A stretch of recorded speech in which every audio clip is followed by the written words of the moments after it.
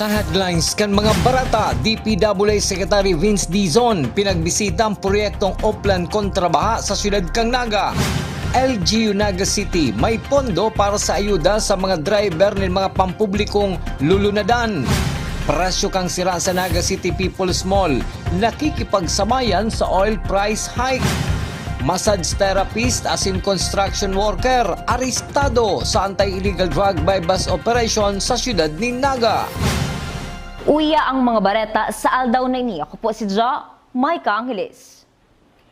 Presyo kan sira sa Naga City People's Mall as in iba pang produkto hali sa dagat, nakikipagsabayan sa oil price hike. Ang detalles sa report ni Cristina Valenzuela. Ang sunod-sunod na paglangkaw kang presyo kang produktong petrolyo ang nahihiling na rason kan padagos man na paglangkaw sa presyo kan nagkakapirang klase ning sira sa Naga City People's Mall. Huli talangkaw ang gastos sa krudo na ginagamit kan mga parasira, mayo masubot magiginibo ang mga partinda ning sira sa merkado, kundi magdagdag presyo man para dai malugi. Ang dahilan po kasi ma'am, yung paralaot po, sabi daw nila, mahal daw ang krudo kasi kaya napamahal din ang hipon, ang bintahan, gawa namin. Pag mahal po kasi ang krudo, sabi po nila, alangkaw na po ang krudo, mura ang bili namin. Kaya para makakuha kami paninda, tinaasan naman namin. Tapos dito namin pitinda. Pinapasa lang naman kasi namin. Na dilin siya malang konti. Sa ngunyan, 350 na ang kilo kang pating, hali sa 200 to 240 pesos. Sa tilapia, 200 na ang kilo na dating 160. Ang dating 40 to 50 pesos kada kilo kang lawlaw o tamban, ngunyan 100 pesos na. 240 naman ang kilo ngunyan kang bangus na nababakal lang dati ning 180. Sa galunggong, 180 naman ang kilo. Lahat ng isda tumaas ngayon. Siguro sa transportasyon, dahilan sa transportasyon. Alis ng tarasay. Naglangkaw man ngunyan ang presyo kan kada kilo sa seafood. Sa pusit, 340 na ang kilo na dati mang 300. Ang dating 320 kada kilo kang kasag, 360 na, depende sa klase. Sa tahong, 30 pesos man ang inilangkaw, 130 to 140 na ang kada kilo. Huli sa padagos na paglangkaw kan presyo kang krudo, mas malangkaw pa subuot ang presyo kan mga produktong hali sa dagat, sabi ni Nanay Ruth. Lahat naman pong bagay na galing sa dagat nagmahal ngayon. Gana po kasi nang nagmahal ang krudo, gasolina, kaya masyado nagtaas ngayon. Depende po ma'am pag tumaas pa ang presyo ng krudo. Kasi nagtataas palagi araw-araw na nagtataas ang krudo eh. Sa sirisimanang paglangkaw kan presyo kang produktong petrolyo, bako lang ang mga yaon sa sektor kang transportasyon ang nakakamati kang epekto kaini. Luway-luway namang nanunutaran ini sa presyo kang mga pangyenot na produkto na pangangaipo kan lambang pamilya.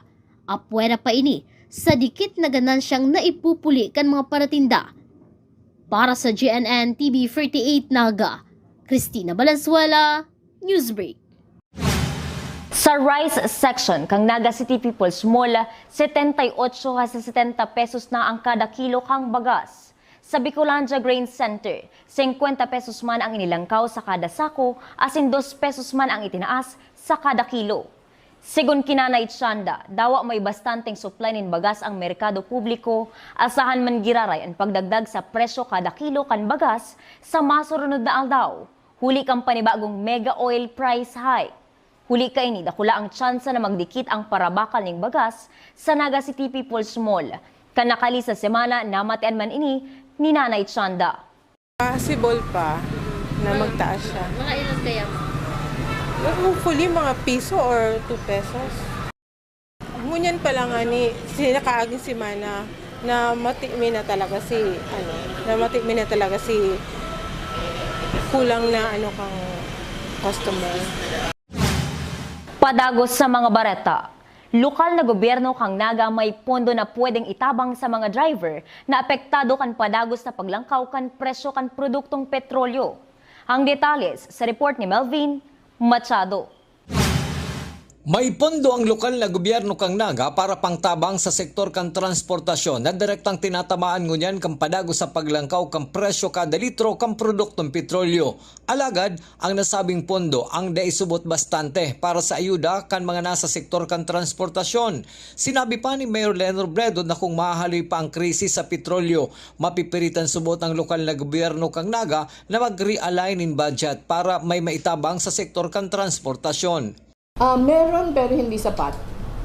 In fact, sa budget this year, may talaga na set aside tayo para sana sa service contracting. Ang napag-usapan na namin ng Co-op Office na gamitin muna yon sa assistance sa mga jeepney, sa transport sector para i-tide lang itong kahirapan dito. Pero tumawag ako kasi may nabasa akong article. Tumawag ako dun sa contact natin sa Malacanang. Sabi ko, totoo ba na magbibigay yung gobyerno ng ayuda? Ang sabi niya, oo, pero uunahin NCR. So kung isusunod naman daw yung provinces. So malaking bagay na yon. Pero yun yata 5,000. Tingin ko kasi hindi yun enough kung tumagal ito. Kung mga 1 month lang yung upheaval, kasya yung 5,000. Pero pag several months, hindi kasya. So siguro magtutulungan city government saka national government. Kasi importante yun. Sa akin nga, pag tumagal pa ito, baka kailangan natin mag-realign ng ibang budget para na makatulong tayo sa transport. Sa lado kang Committee on Finance and Appropriation na pinamamayuhan ni City Councilor Elmer Baldimoro, andam man subot sida magpasar ng ordinansa para sa namahanapan in budget ang para sa ayuda sa sektor kang transportasyon sa siyudad kang Naga. Kasbago po nag-privilege speech si Councilor Omar Benape pertaining dyan, and hihilingon po itong possible source of fund na pwedeng ikataong assistance just in case mag-decide ang lokal na gobyerno kang Naga ning asistensya lalo po duman sa mga driver na apektado po kay ni yung pagmahal kang presyo kang gasolina. Most likely baka po yung mga tricycle driver na taga Naga. Pwede ba kita sir? Kung sakali. Kung sakali pong pahanapan sa ilinda po, may pwede man makuanan ning source kaiyan para man ma-augment lalo na ngunyan po na talagang halangkaw na maray si pagtaas ng presyo ng gasolina. Usually sir. Mientras tanto, mayo pa man subot na resibing surat ang sangguniang panglunsod kang Naga hali sa sektor kang transportasyon na naghahagad nin ayuda.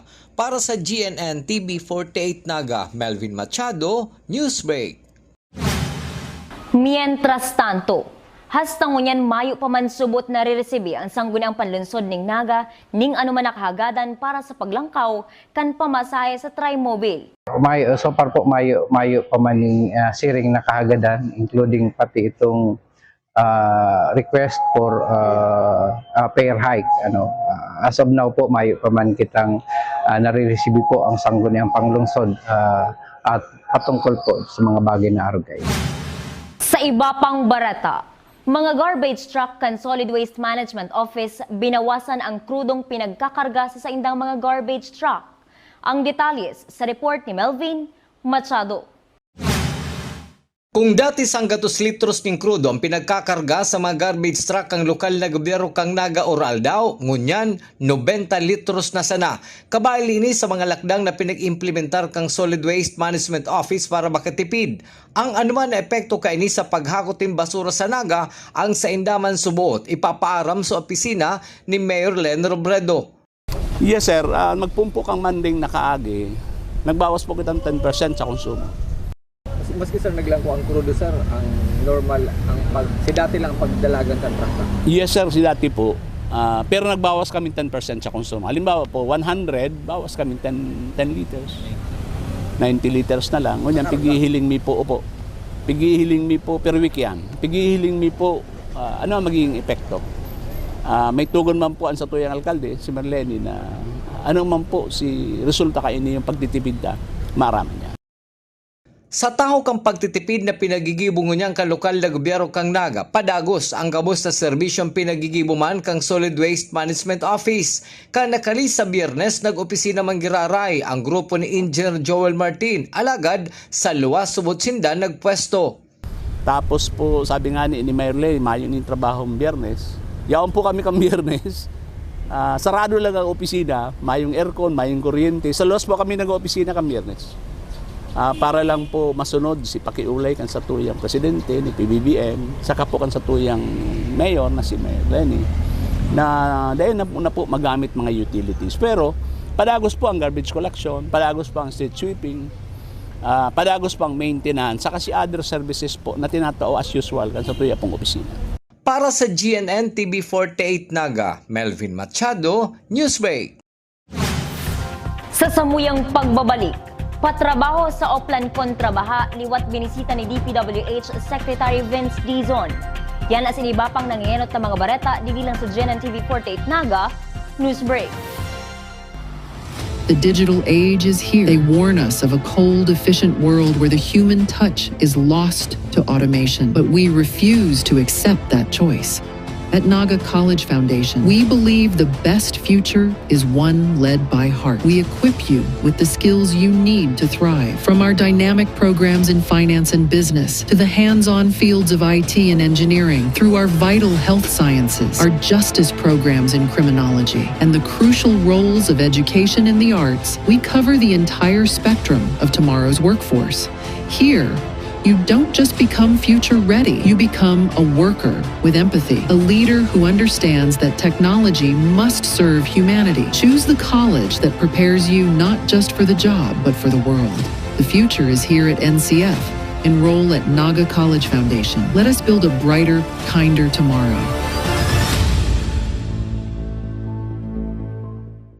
The future is a race. At Naga College Foundation, we don't just keep up. We set the pace and we change the game. College of Business and Management, where ideas grow into enterprises. College of Teacher Education, shaping minds that shape the nation. College of Health Sciences, where compassion meets innovation. College of Engineering, designing solutions that redefine tomorrow. College of Arts and Sciences, fueling creativity, culture, and connection. College of Accountancy and Finance, empowering the economy through mastering numbers and market. College of Criminal Justice Education, protecting communities with excellence and integrity. College of Computer Studies, coding the language of the future. And with NCF micro-credential programs, you don't just wait for the future. You leap into it. Gain and demand skills fast, short, powerful, and flexible. Designed to fit your life and fuel your career. 8 colleges, endless possibilities, and micro-credentials to keep you ahead of the game. Seeing clearly shouldn't mean traveling far from home. At Cancer Eye Center, world-class care is right here in the heart of Rinconada and the Bicol region. With advanced diagnostic tools, ophthalmology specialists, and a team that treats you like family, we bring expert eye care. From children's screenings to managing cataracts, glaucoma, and diabetic eye conditions without the need for long trips. Because your vision matters, and so does your time. Cancer Eye Center, world-class eye care just around the corner. Patrabaho sa Oplan kontrabaha digdi sa syudad ning Naga, binisita ni na DPWH Secretary Vince Dizon as in Naga City Mayor Lenny Robredo. Ang detalles sa report ni Melvin Machado. Magkaibahan sinda DPWH Secretary Vince Dizon at Naga City Mayor Len Robredo sa pagbisita sa nagpapadagos na patrabaho sa Bicol River na sakop kang Barangay Tabuco asin porsyon kang Barangay Triangulo kasubagong udto, parte ni kang proyektong Oplan kontrabaha sa siyudad ni Naga. Susug ki DPWH Secretary Vince Dizon, dagos-dagos ang patrabaho sa Oplan kontrabaha. Saro subot sa kasuguan ni Presidente Bongbong Marcos na siguruhon na may equipment na para sa siyudad ni Naga. Tuloy-tuloy tayo, no? Walang tigil tayo dito. And ang naging utos ni Pangulo sa atin is siguraduhin na meron tayong dedicated equipment na nandito sa Naga. Kasi alam mo naman yung Naga ang talagang catch basin ng baha dito sa Kabikulan, both Naga and buong Kamso. So kailangan talaga walang tigil tayo dito. Di man pinalampas ang issue sa posibleng tandem ninda ni Mayor Robredo sa 2028 presidential election. Susog ki Secretary Dizon, di nasubot ini pag-intindihon. Sugo man subot kang presidente na kaulayon ang mga alkalde na yun nag-aaram ka mga problema sa baba. Naku, Diyos ko, pwede ba? Tatrabaho lang kami dito. Huwag nyo nang papansinin yung mga ganyan. In fact, what we're doing Mayor and everyone, no, is kailangan talagang makatrabaho natin yung mga mayors. Kasi yung mayors ang may alam kung ano yung mga problema eh. Yung national, madalas yan, malayo kami sa totoong problema eh. So, umiikot talaga kami, utos ni Presidente na kausapin lahat ng mayors. Alam niyo naman, si PBBM, governor siya dati, so alam niya yung problema ng lokal. So, in fact, tomorrow, kay Mayor Joy Belmonte naman tayo, doon naman sa mga flood control natin sa QC. So, trabaho lang kami, I'm sure. Si Mayor, yun din ang gusto. Kasood man, pinag-inspection man ni Secretary Dizon ang Andaya Highway bilang preparasyon sa Purulian, ngunya na Semana Santa. Para sa GNN TV 48 Naga, Melvin Machado, Newsbreak. Mientras tanto, kabali pa sa pinagbisita ni DPWH Secretary Vince Dizon ang Julian B. Melaton Elementary School na pirming binabaha kung makusog ang bagsak kanuran. Meron pa kami mga ibang gustong gawin doon sa mga ibang areas, lalo na sa Sagop Creek and yun sa Militon Elementary School na laging binabaha, kawawa yung mga estudyante natin na hopefully kahit pa paano mabawasan natin ng konti yung pagbaha doon.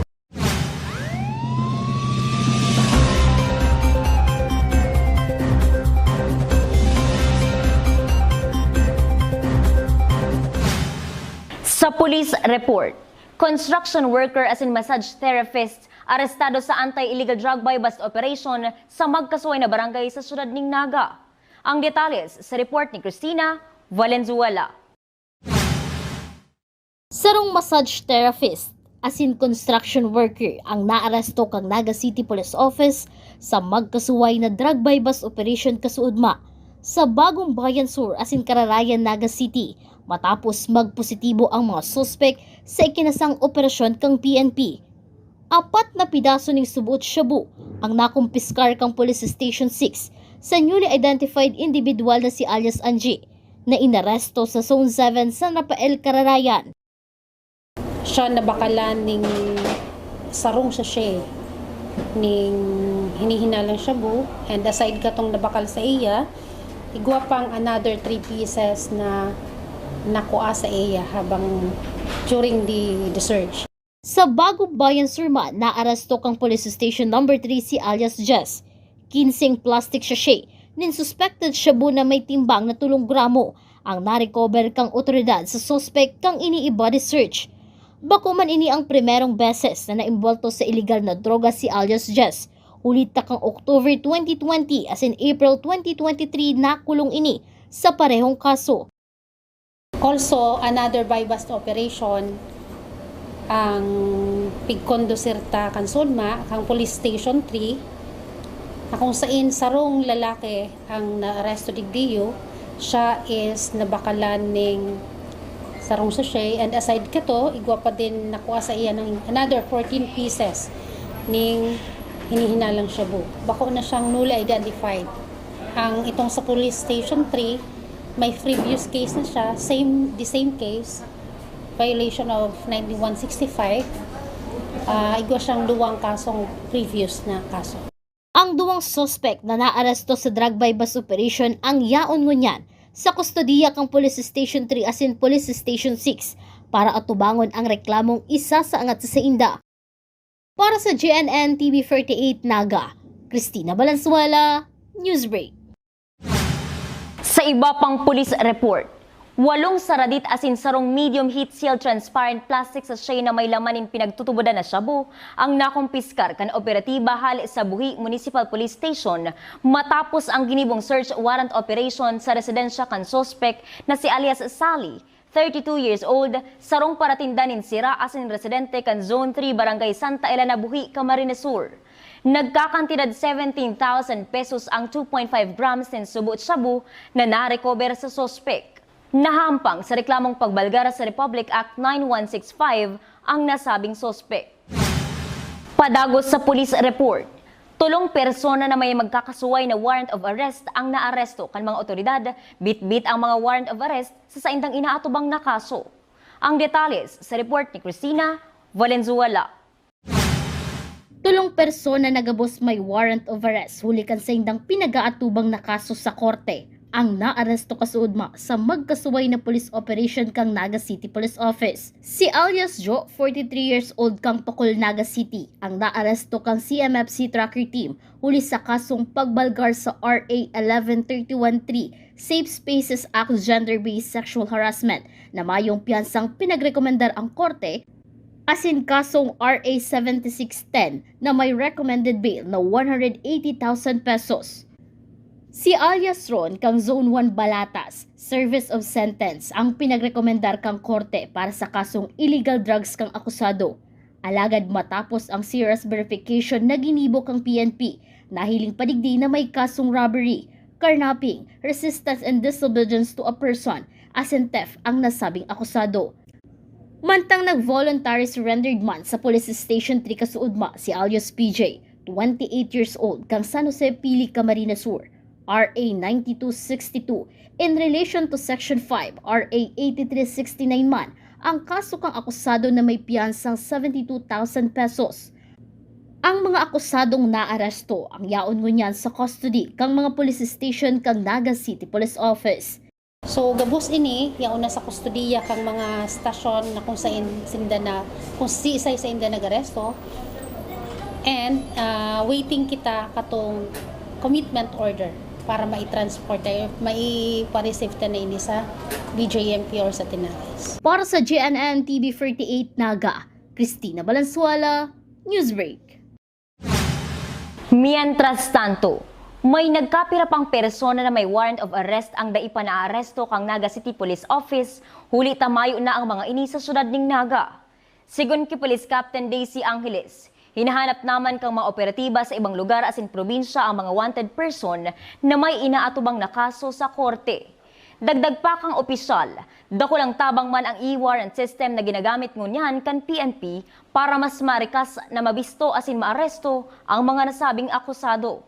So actually, day mini nahihiling dito sa Naga City, kaya ang sa tuyang mga operatiba nagluluwas na sa iba-ibang lugar and sa iba-ibang province para susugon and hanapon para dakupon ining mga nagtatago. Actually, ang paghanap sa wanted person, since iguan na kitang e-system na ginagamit, gabuba ko lang kung saan nangyari ang insidente, duman lang ang warrant, may kapotking ng warrant. Iguan na kitang system na kung saan dawa sa in ng munisipyo may hiling kung ining tawang ini may warrant. Iguan na kitang nahihiling na yan. Halimbawa, ang sarong persona is nagkuaning police clearance. So sa system na yan, sa e-system na yan, may hiling dyan, machi-check dyan kung may warrant ka. Epic battle and tithing ceremony kan Muchang Oragon 2026, inabangan kan mga supporters sa opening kan OBL Season 2. Ang detalles sa report ni Campus Correspondent Kenneth Del Mundo. Ang Oragon Basketball League o OBL, sarong organisasyon na pinagbilog na nakasentro sa pagdiskubre ng dekalidad na entertainment sa lado ng basketball para sa mga Bicolanong Oragon. Sa pagbubukas kan panibagong season, pasabog na sorpresa asin intense sa sagupaan kan mga tima ang nadalan. Ang apat na candidates nagpahiling kan sa idang confidence, aura asin talino sa Mutyang Oragon 2026. Si Luisa Kim Zambrano kan USI Falcons, Mea San Joaquin kan NCF Tigers, Hale sa Ateneo Dinaga Golden Knights, Nina Jamila Mendoza asin Donabel Pesino kan CBS-UA Buffalos. Sa awarding of corporate asin special awards, Mutyang WB Sofia 2026 ang naiuli ni Luisa Kim Zambrano. Binistuman bilang Mutyang Photogenic asin Mutyang Oragon Tourism si Donabel Pesino, Mutyang Oragon Sports TV asin Mutyang Oragon First Runner-Up si Mea San Joaquin. Si Nina Jamila Mendoza ang kinoronahan na OBL Season 2 Mutyang Oragon 2026. Asin naiuli ang iba pang awards, arugan Mutyang GNN TV 48 Naga, Darling of the Press, Best in Production Number, Best in Jersey Dress, asin Best in Casual Wear. Pangarap na makita ang mga atleta natin dito sa ating rehiyon na merong isang programa, stage kung saan may ipapakita namin sa buong mundo kung gaano kayo kagagaling. Ano? With the help of the coaches ng iba't ibang institusyon, sila ang katulong ko to showcase all of you, hindi lang dito sa region, kundi outside of it, hanggang abroad. Kung sino man makakapanood sa atin. So galingan ninyo, pakita ninyo na karapat-dapat kayo. I want you to treat each other, okay, with respect. Kalaro ninyo ang isa't isa, hindi kalaban, hindi kaaway. You are competitors of each other, adversaries of each other. Hindi kayo magkakaaway. Matapos ang event, diretso na sa most anticipated matchups kan apat na higanteng eskwelahan sa rehiyon. Game 1, NCF Tigers versus USI Falcons. Nagratsyada sa pagpapahiling kan sa indang rikas asin tibay. Gitgitan sa laban asin dukot na puntos sa first quarter. Pag-abot sa second quarter, pinaura ng puntos kan Tiger ang kalaban sa maging lamang ang score sa third asin fourth quarter. Ang final score 82-77, pabor sa Tigers. Si James Nuada ang best player na nakapagkamada ng 16 points, 1 rebound at 3 assists. Sa Game 2, UNC Greyhounds versus Ateneo Golden Knights. Ribayan ng puntos sa first quarter. Alagad amay na nagpauran puntos ang UNC Greyhounds. Pinurbaran na magbawi kan Ateneo Golden Knights. Alagad bantay sarado kan UNC Ankawat. Hasta makaabot sa third quarter, nagratsyada sa pagkamada ng dakulang puntos ang UNC. Sa fourth quarter, pinurbaran liwat na makalamang kang Ateneo Golden Knights. Alagad siniguro na kan UNC ang pagkakataon na may uli ang kampyonato. 94-88 ang naging final score, pabor sa UNC Greyhounds. Best player si Kenneth Masinas na may 21 points, 1 assist and 1 steal. An exhibition game kan NCF Tigers OBL Season 1 champion kontra sa WB Sofia. First quarter sa arena, parehong nagpahiling ng tibay ang duwang kapunan. Nagpaura ng puntos ang WB Sofia. Sinabayan ini kan Tigers resulta para maging dukot ang laban sa first quarter. Pinurbaran lamagon kan Tigers ang WB Sofia na naging resulta man kan kalamangan bago matapos ang second quarter. Pag-abot sa third quarter, dayon na nagpakampante ang WB Sofia. Tagos-tagos ang nagpauran puntos resulta kan dakulang kalamangan kan WB Sofia bago matapos ang third quarter. Sa fourth quarter, nagpurbar pang maglamag kan Tigers, alagad naging dipisa lang sa Tigers na lamagon ang puntos. Resulta para maging dihado ang team sa final score na 71-88. An epic battle madadala ng live via GNN TV 48 Naga Facebook and YouTube, as in sa Facebook page kan Oragon Sports TV, Liga ng mga Kampiyon. Para sa GMN TV 48 Naga, Kenneth Almundo, Newsbreak. Yan ang mga bidang baratang nakalap kan mas pinakusog na puwersa kan GNN TV 48 Naga, News and Bicol Affairs. Dai malingon i-follow ang samuing official Facebook page, GNN TV 48 Naga. Padagos kaming matod yung mga baratang garantisado ng nginot kasi napapanahon. I-hit ang subscribe button sa samuing official YouTube channel, GNN TV 48 Naga, para update kita sa mga bareta as in istoryang bida ang Bicolano. Ako po si Ja, Mike Angeles, as in ini ang GNN TV 48 Naga, Newsbreak. Tanga diri ko nababay na GNN TV 48 Naga. Kalma! Lumipat lang ang GNN TV 48 Naga sa channel 48.1. What? Direk, ang simple lang ng solusyon dyan. Kunin ang remote, pumunta sa menu Setup o Settings, at hanapin at pindutin ang Scan at hintayin. Then, boom! Balik na si GNN sa Channel 48 mo. Para sa mga balitang nangunguna at napapanahon, At sa mga programang suwak sa panlasa mo. tutok lang sa GNN TV 48 Naga, Bida ang Bicolano. Be a champion, be a tiger today. NCF's the quest, let's lightning your way. At the Naga College Foundation Basic Education Department, we provide an environment where innovation is nurtured and resources promotes collaboration and discovery. Our students benefit from hands-on learning in cutting-edge science and technology laboratories, bridging theory with practical application. We maintain a supportive institutional framework, ensuring a safe, clean, and academically focused atmosphere for every student. Beyond academics, our comprehensive facilities, including sports, develop leadership, teamwork, and discipline. NCF is proud to be a LASO accredited institution, a recognized mark of excellence and high-quality education. This is Naga College Foundation Basic Education Department. Changing the game.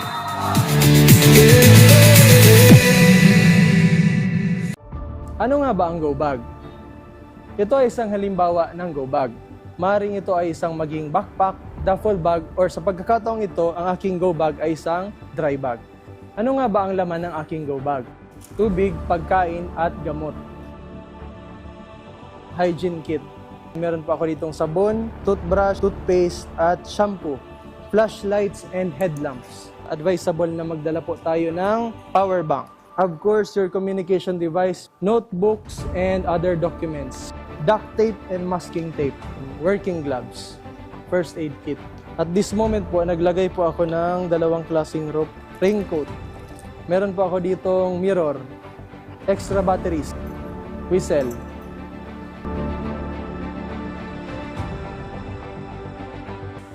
Ang layunin ng Bureau of Fire Protection ay ligtas na buhay at ari-arian.